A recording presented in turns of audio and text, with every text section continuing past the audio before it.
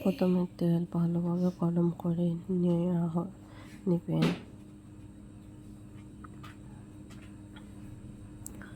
তেলটা ভালোভাবে গরম হতে হবে। তারপর এইটার মাঝে চিংড়ি মাছটা দিয়ে দেবেন। সবগুলো চিংড়ি মাছ দিয়ে দেবেন। মাখিয়ে নেবেন মশলা দিয়ে।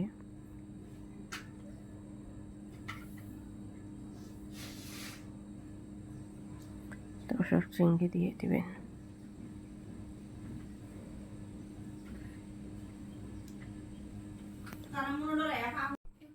ভালোভাবে তেল গরম করে চিংড়িগুলো দিতে হবে, ভাবে নাড়াচাড়া করতে হবে।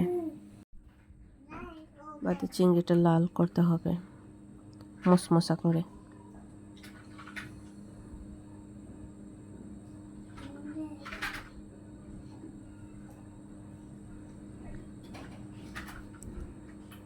কিছুক্ষণ পর পর নাড়বেন।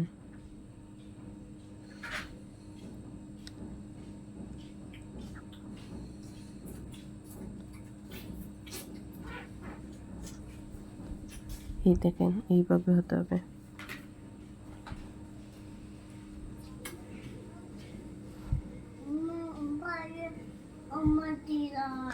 এভাবে করে তুলে দেবেন। একটা বাটিতে রাখবেন। এভাবে লাল হতে হবে। ওই তেলের মাঝে না ফেলে দিয়ে ওই তেলের মাঝে বাকি মশলাগুলো দিয়ে দিবেন। দেখবেন আলাদা একটু টেস্ট লাগবে। পেঁয়াজ কুচি পরিমাণ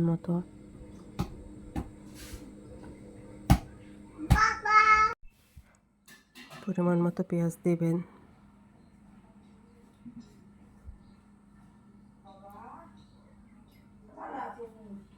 লবণ দিবেন টেস্ট অনুযায়ী।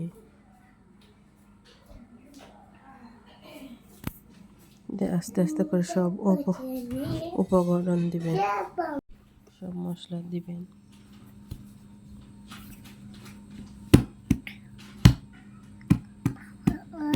একটু মজা পরে সব মশলার উপকরণ দিবেন।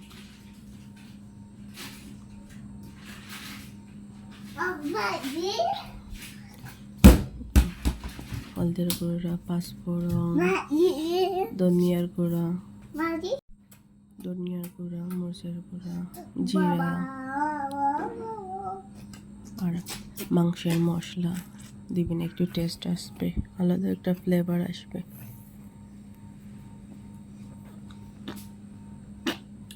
খেতে অনেক স্বাদ লাগবে।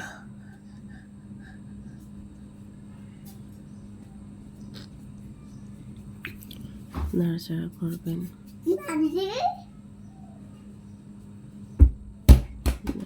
করবেন। তারপর হালকা করে পানি দিবেন। নাড়াচাড়া করবেন। তারপর ওটা দিয়ে দিবেন, সবজিটা দিয়ে দিবেন। দিয়ে নাড়াচাড়া করে বেজে থাকা চিংড়িগুলো দিয়ে দিবেন উপরে। দিয়ে নাড়াচাড়া করে ডেকে রাখবেন কিছু সময়ের জন্য। তাতে হালকা পানি দিবেন।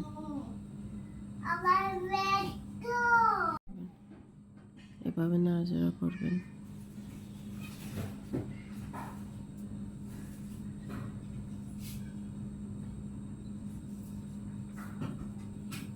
তারপরে এদিকে সেদ্ধ হওয়ার পরে এরকম হবে।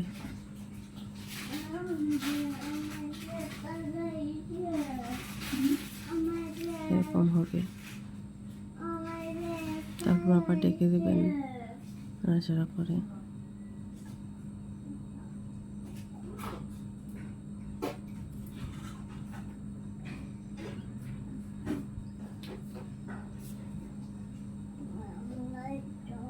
তারপর কিছু সময় পর